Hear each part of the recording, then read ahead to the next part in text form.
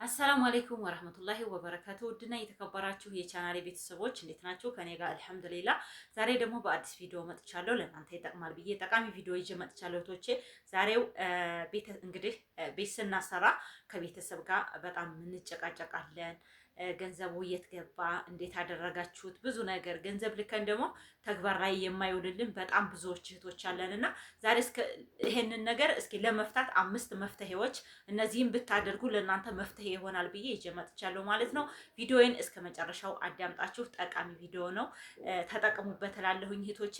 እንግዲህ በመጀመሪያ ማድረግ ያለባችሁ የመጀመሪያ እህቶቼ ግልጽ ክፍያ ማድረግ ማለት ነው፣ ወይም ስምምነት ማለት ነው እህቶቼ። እንግዲህ ቤተሰብ ብር ልከንላቸው እንዲሁ በአንድ ጊዜ ዝም ብለን በደመ ነፍስ ልከን ገንዘቡን እንዲህ አድርጉ ከምንለው እኛ መጀመሪያ ስምምነት ማድረግ አለብን፣ ወይም ደግሞ ከቤተሰብ ጋር ያንን ነገር ተግባራዊ ማድረግ አለብን ስላችሁ ለምሳሌ ዛሬ ምን መገዛት አለበት፣ ምን መደረግ አለበት፣ ለግድግዳ ለጣላ ምን ማድረግ አለብን፣ ስንት ነው የሚፈጀው ብለን መጀመሪያ ከቤተሰብ ጋር ስምምነት ማድረግ አለብን ማለት ነው እህቶቼ። እና ገንዘቡ በእርግጥ እነሱም ከባድ ነው። ኢትዮጵያ ላይ ገንዘብ ጠፋብን በጣም የሁላችንም የኔም ታሪክ ነው እህቶቼ። እና ተልኮ ይሄን ሁሉ ጊዜ ሰርቼ ምን አደረኩኝ እንላለን። እንደውም የምናስታውሰው ኢትዮጵያ ስንመጣ ነው ያለውን ነገር ገንዘባችን እንደገና የሰራ ነው ስራ እንደገና እንትን እያለ እየተሰማ ስሜቱ የሚመጣን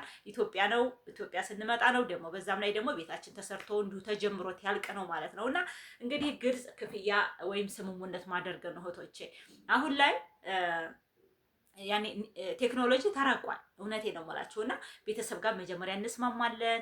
በምን ምክንያት ነው ይሄ ነው ለምሳሌ ወይቱን ያህል ብር ይፈጃል፣ ይሄን ያህል ብር ይፈጃል፣ እኔ አላቅም ልጄ የሚሉ ሊኖር ይችላሉ ማለት ነው። እነሱ ጠይቀው ለእናንተ ያድርሱ። ለምሳሌ ቤት የሰራን ሰው ምን ያህል ወሰደበት፣ ይሄን ያህል እንደገና ደግሞ እዛው ለምሳሌ ቆርቆሮ ስንት እንደሆነ፣ ሚስማር ስንት እንደሆነ፣ ተንጨት ሌላ እኮ እንደዚህ ፌሮ ነገር ብረት ነገሮች እንደ ቀለም ወይም ጄሶ ማንኛውንም ነገር አንድ ቦታ ነው የሚሸጠው እህቶች። ስለዚህ ያንን ነገር እናንተ በአንድ ክፍያ ለዛው ለገዛችሁ ሰውዬ በሱ ላይ ራሱ መላክ ትችላላችሁ ማለት ነው እህቶቼ።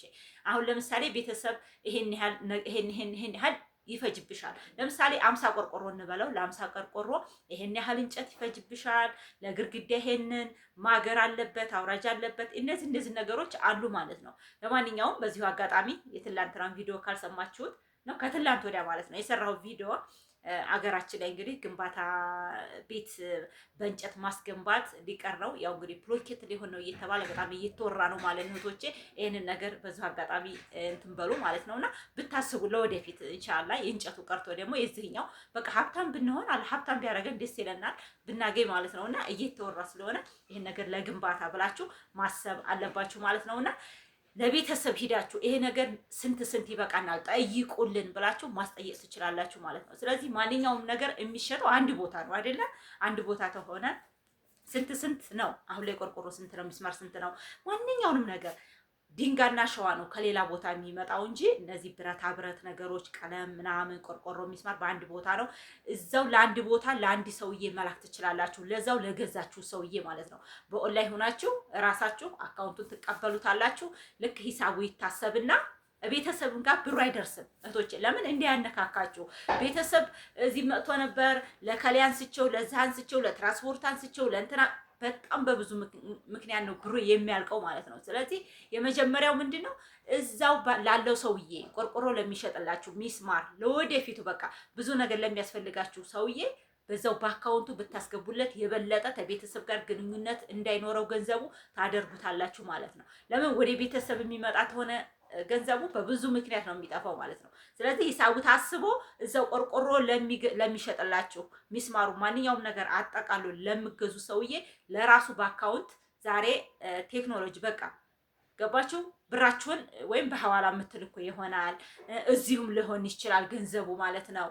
በቴሌ ብር ሊሆን ይችላል ሸር የምታደርጉት። ስለዚህ ገንዘቡን አሁን ላይ ልክ ለምሳሌ አሁን አረብ ሀገር በካርድ ነው አይደለ?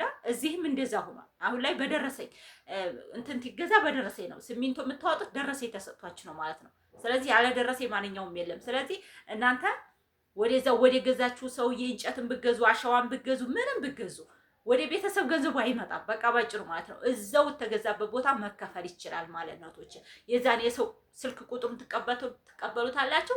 አካውንትህን ስጠኝ ትሉታላችሁ። አካውንቱ ብር ተገባለት በኋላ ባታውቁትና ወይም ባትተማመኑ ራሱ ማለት ነው ሰውየው ከዛ በኋላ ገንዘቡን ተተቀበለ በኋላ ወደ ቤተሰብ እቃውን ሸር ማድረግ በራሱ መላክ። ዛሬ የትም ቦታ ይሁን ዲሊቨሪ አለ።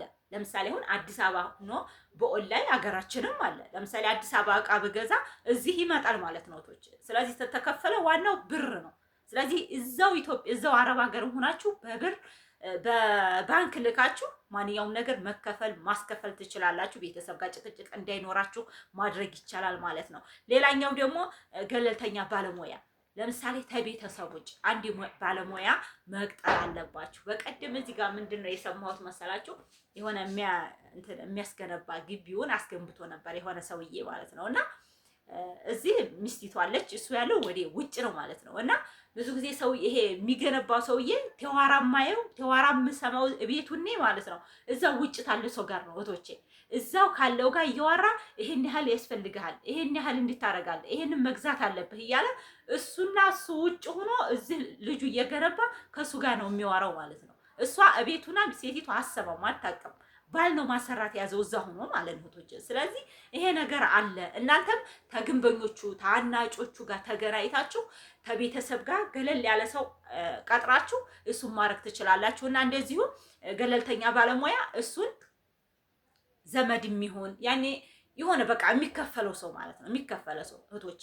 ስለዚህ ለዛ ለባለሙያ ቤተሰብ መጥቶ ብሩ በምኑ እናንተን በማታውቁት ገንዘባችንን ሰጥተናቸው ነበረ ጠፋ እያላችሁ ውስጣችሁን ቅር ተሚላችሁ ቤተሰብ ጋር ተምትቃቃሩ ለዛ ለባለሙያ ብሩን እየገባለት ለምሳሌ የሚገባለት በእንትን ነው ማለት ነው፣ በተግባር ነው። ዝም ብሎ አይደለም ብሩ ለጠፋው ገንዘብና እንደገና ደግሞ ምንድነው ያ ገለልተኛ የምትቀጥሩ ሰውዬ ዘመድ መሆን አለበት፣ ከቤተሰብ ጋር ግንኙነት መኖር አለበት ማለት ነው እህቶቼ። ስለዚህ ይሄንን ማድረግ ትችላላችሁ። ከቤተሰብ ወጣ ያለ ሰውዬ ብታሰሩት በገንዘብ ብቻ ማንኛውም ሰው በገንዘብ ተሆነ በቃ ይሰራዋል ማለት ነው። እውነቴን ነው የምላችሁ። ገንዘቡን እናንተ ገንዘብ እጃችሁ ላይ ታይለ እዛ ሆናችሁ እዚህ ማሰራት ትችላላችሁ። እኔ እኮ ቤተሰብ የለኝም አያሰራልኝ የምትሉም አላችሁ እህቶቼና ይሄንን ነገር ተግባራዊ ብታረጉት ጥሩ ነው ብዬ ነው የማስበው እህቶቼና የግንባታ ማቴሪያሎችን በቀጥታ መግዛት ይሄ በቃ ይሄንን ማለት ነው። ሶስተኛው ነው የግንባታ ማቴሪያል በቀጥታ መግዛት። እናንተው ገዝታችሁ ከቦታው ራሱ ያደርስላችኋል ማለት ነው እህቶቼ። ስለዚህ ከቤተሰብ ጋር የመራራቅ በገንዘባችሁ ቅር ተመባባል ይርቃል ማለት ነው እህቶቼና ቤተሰብን በግልጽ መንገር አለባችሁ። እኔ እንዲህ ላደርግ ነው፣ እኔ እንደዚህ ላደርግ ነው። መጀመሪያ ማሳመን አለባችሁ ቤተሰቦቻችሁ ማለት ነው። እና ይሄንን ነገር ብታደርጉት ለእናንተ በጣም አሪፍ ነው ብዬ አስባለሁኝ። ሰላማችሁ ብዝት ይበልልኝ። እስካሁን ድረስ እንግዲህ ላዳመጣችሁ ከልብ አመሰግናለሁ። ምንድን ነው በቀጣይ ቪዲዮ ምን እንደምሰራላችሁ ደግሞ እናንተ ኮሜንት ላይ አስቀምጡልኝ፣ እሰራለሁኝ። አሰላሙ አለይኩም ወራህመቱላሂ ወበረካቱ።